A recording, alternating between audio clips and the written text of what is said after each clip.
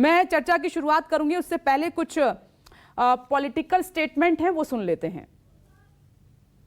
बात हमने की, वो हम हमेशा करते रहे हैं, लेकिन ये इश्यूज जो हैं, ये इश्यूज भारत के संविधान और कोर्ट के तहत होते हैं।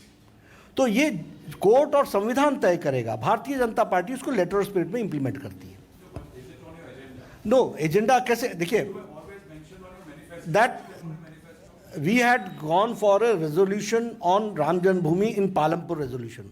After that there has been no resolution. BJP से भी कहना चाह रहे हैं, आरएसएस से भी कहना चाह रहे हैं, हम एक बाबरी मस्जिद को खो चुके हैं, अब दूसरी मस्जिद को हरगिज नहीं खोने देंगे। इंशाअल्लाह ताला हम नहीं खोएंगे। हम लोगों चारों वादियों को कहा गया था कि वादियों को दी जाएगी, और जब हम लोग चारों वादियों को दी गई थी, और राखी सिंह को के बारे में हम नहीं बता सकते हैं कि राखी सिंह को मिली या नहीं मिली, मगर हम चारों वादियों को जो मिली है, हम लोग का एम्बुलेंस तो 10 का 10 वैसे ही पैक पड़ा हुआ है। तो कल हम लोग ने लिखित न्यायालय में दिया है कि इसे सार्वजनिक नहीं किया जाएगा, और ना जाने कहां से आ गया। तो कल हम लोग न्यायालय में जाएंगे, इसकी आपत्ति करेंगे और इस न्यायालय को बिलों से वापस करेंगे, ताकि इसका जो है कि जांच हो कि कैसे लीक हुआ है।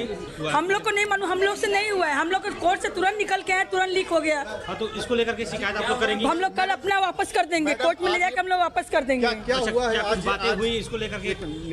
ये हम लोग कल माननीय अदालत को ले जाकर कोर्ट में वापस कर देंगे। हम लोग को नहीं, क्यों नहीं, हम लोग देखे नहीं, वायरल हो गया, हम लोग को फंसाया जा रहा है। देखिए, इस वीडियो लीक होने के बाद सामने आया है, वो हम आपको दिखा रहे हैं। इसमें तमाम चिन्ह नजर आ रहे हैं, और जिसको शिवलिंग कहा जा रहा है, जो आकृति है वो नजर आ रही है। लेकिन हम यहाँ पर जज नहीं बनेंगे, क्योंकि इसका फैसला अदालत को करना है कि ये शिवलिंग है या फव्वारा है।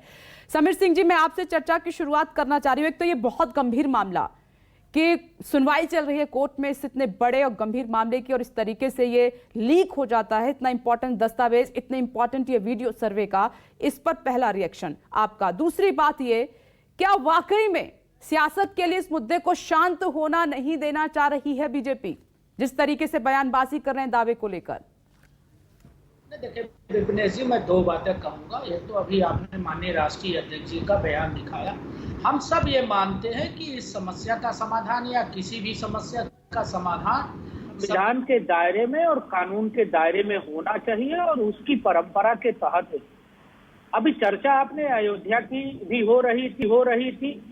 अयोध्या का भी समाधान न्यायालय के दायरे में हुआ, और कहीं भी किसी भी चीज का समाधान हम सब ये मानते हैं कि संविधान के दायरे में और कानून के दायरे में होना चाहिए। ज्ञान वापी के प्रकरण को आप देखेंगे विपिनेश जी, तो पहले दिन से उसमें अवरोध सरकारी कामों में किसने उत्पन्न करने का काम किया? न्यायालय को नकारने का काम किसने किया? सर्वे न हो इसका प्रयास किसने किया? भारतीय जनता पार्टी पर आरोप निराधार है, और मैं ये मानता हूं कि कहीं न कहीं ऐसे लोग जो इस मामले से समाज की स्थिति को खराब करना चाहते हैं, माहौल को खराब करना चाहते हैं, ऐसे तत्व इसको कहीं न कहीं बदनाम करने की कोशिश कर रहे हैं। वो वही तत्व हैं जो उत्तर प्रदेश और देश की तरक्की को बदनाम करना चाहते हैं और खराब करना चाहते हैं, जो देश की शांति और अमन को खराब करना चाहते हैं। ऐसे लोग ही इसको बिगाड़ना चाहते हैं। नहीं, फैसले से पहले सर्वे की रिपोर्ट लीक होना, और अब इतना महत्वपूर्ण वीडियो फैसले से पहले सामने नहीं आना चाहिए था, ये लीक हो गया है। इसको आप सही मानते हैं क्या? देखिए विपिनेश जी, पहले भी लीक होने पर कार्रवाई हुई है, और आगे भी अगर किसी ने दोष किया है, गलत किया है, कोई दोषी है, तो उसके खिलाफ कार्रवाई होनी चाहिए। कहीं ना कहीं इसकी संवेदनशीलता को, इसकी गंभीरता को बनाए रखना चाहिए, और न्यायालय पर सबको भरोसा करना चाहिए। किसी को भी संविधान के परिस्थिति को तोड़ना नहीं चाहिए, दायरे को नहीं तोड़ना चाहिए। जिस प्रकार से सर्वे टीम को रोकी गई, जिस प्रकार से सर्वे न करने देने की बात कही गई। और देखिए विपिनेश जी, मैं एक लाइन और कहूंगा कि देश के अंदर ये पूरा देश जानता है कि बाबर और ऐसे मुस्लिम आक्रांता जिन्होंने देश के मंदिरों को तोड़ा था, देश के मंदिरों को लूटा था, ये कोई ऐसा नहीं है कि देश के अंदर किसी से छुपा हुआ है। अयोध्या की राम मंदिर को तोड़ के मस्जिद बनाया गया। ज्ञान वापी मस्जिद का स्वरूप क्या रहा है? बाबा विश्वनाथ की नगरी रही है काशी में। आप कृष्ण जन्मभूमि की स्थिति देख लीजिए। श्रृंगार गौरी की पूजा होती थी 1992-93 तक। 93 में समाजवादी पार्टी की सरकार थी और मुलायम सिंह यादव ने ज्ञान वापी के अंदर जो श्रृंगार गौरी की पूजा हो रही थी उसको बंद कर दिया। उत्तर प्रदेश की सरकार ने बंद कर दिया। ये इसकी जिम्मेदारी कौन लेगा? आखिर 92 से पहले जो पूजा चली आ रही थी श्रृंगार गौरी की, वो बंद क्यों की गई? और जिसको लेके अगर महिलाएं न्यायालय गई श्रृंगार गौरी की पूजा करने के लिए, तो उसमें उन महिलाओं का दोष क्या है? नहीं, वो ठीक है समीर सिंह जी, लेकिन अब तो ये पूरा मामला ज्ञान वापी मस्जिद का अदालत में है ना। उससे पहले कुछ बोलना या ना बोलना वो व्यर्थ है, क्योंकि फैसला तो अदालत को देना है कि वहाँ शिवलिंग है या फव्वारा है, मंदिर है, मस्जिद है, तो अदालत पर भरोसा रखिए। पार्टी ने क्या, समाजवादी पार्टी स्पोक्स पर्सन है मेरे साथ जुड़े हुए हैं फखरुल हसन चांद साहब। सुन रहे हैं रोजाना आप। ठीक है चांद साहब, संविधान के दायरे में होना चाहिए। एक मिनट समीर सिंह जी, मेरे सहयोगी प्रभाकर मिश्रा कोई क्वेश्चन आपसे करना चाह रहे हैं, उसके बाद मैं चांद साहब का रुख करूंगी। प्रभाकर, क्या सवाल है आपका? जी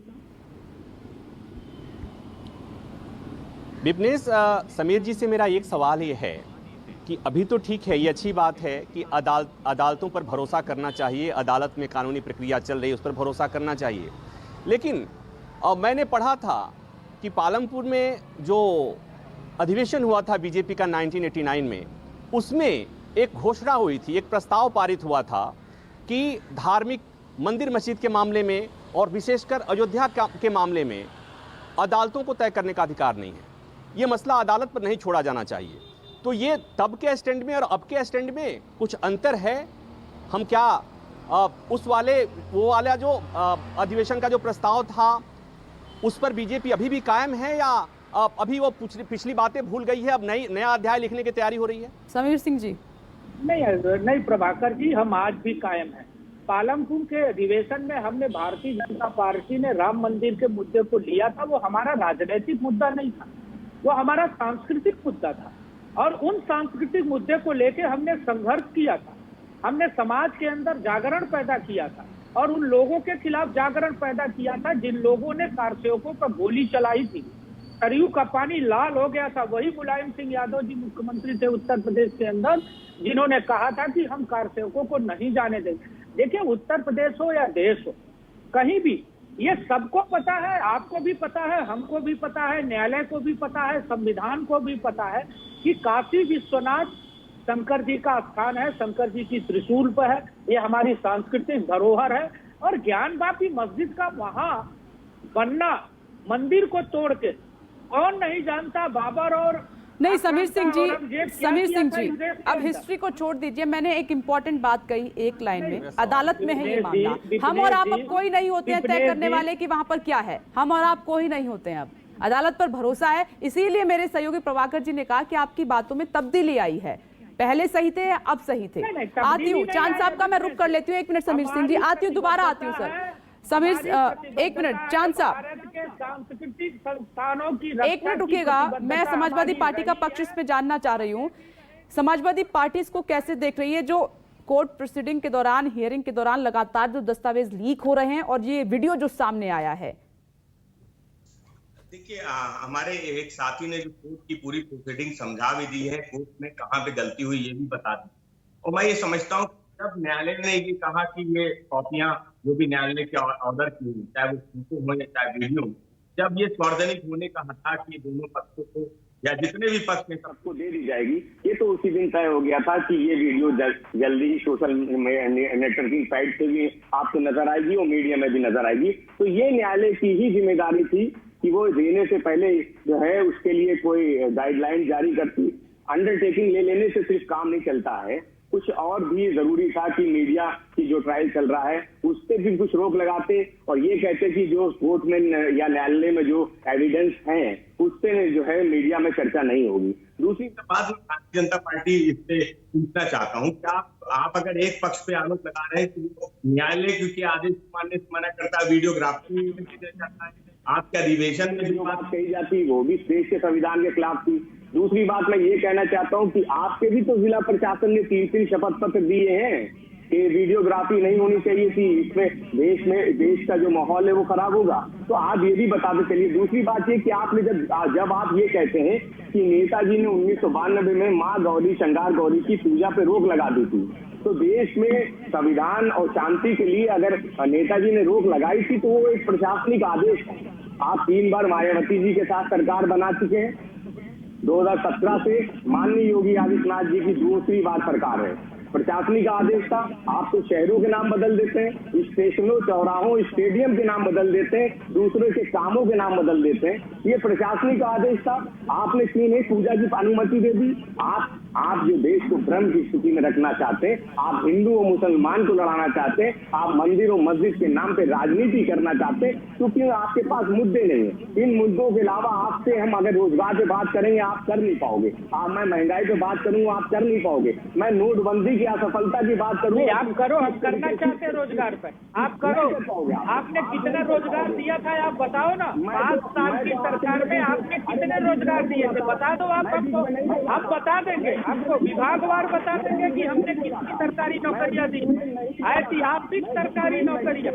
मैं रोजगार पर बहस करना चाहता हूँ, आप करो। चैलेंज करता हूँ, आपके नेता को भी चैलेंज करता हूँ, आपको भी चैलेंज करता हूँ। रोजगार पर बहस करिए, बात कर लेता हूँ मैं।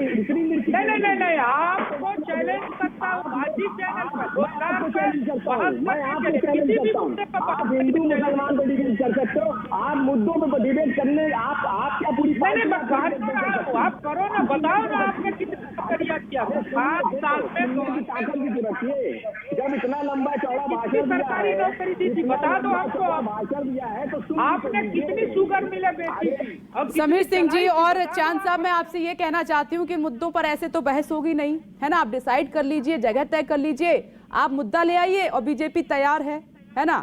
यहाँ पे टीवी पे बैठ के तो ऐसे बहस नहीं होगी ना इधर चैनल पर। और एक चांद साहब, मैं एक चीज और यहाँ पर, आपने मीडिया ट्रायल की बात कही थी ना, मैं एक चीज, एक मिनट समीर जी, एक बात क्लियर कर देना चाहती हूँ। न्यूज 24 पर जो तस्वीर आप देख रहे हैं, जो वीडियो आउट हुआ है, लीक हुआ है, हम वो दिखा रहे हैं। हम कोई दावा नहीं कर रहे हैं इस पर, हम कोई जज नहीं है, सिर्फ जो खबर है। और खुद सवाल उठ रहा है कि इतनी इंपॉर्टेंट इंफॉर्मेशन लीक कैसे हो गई, ये हमारा सवाल है। यहाँ कोई मीडिया ट्रायल नहीं हो रहा है। चांद साहब आती हूँ, वीएचपी प्रवक्ता हमारे साथ मौजूद हैं। एक मिनट रुकिएगा चांद साहब, दोबारा आती हूँ। नमस्कार, मैं हूं मानक गुप्ता। अगर आपको हमारा ये वीडियो पसंद आया हो तो इसे लाइक और शेयर जरूर करें, और हाँ, हमें सब्सक्राइब और फॉलो करना ना भूलें, ताकि आप देश और दुनिया की कोई खबर मिस ना करें। तो जुड़े रहिए हमारे साथ और देखते रहिए News 24।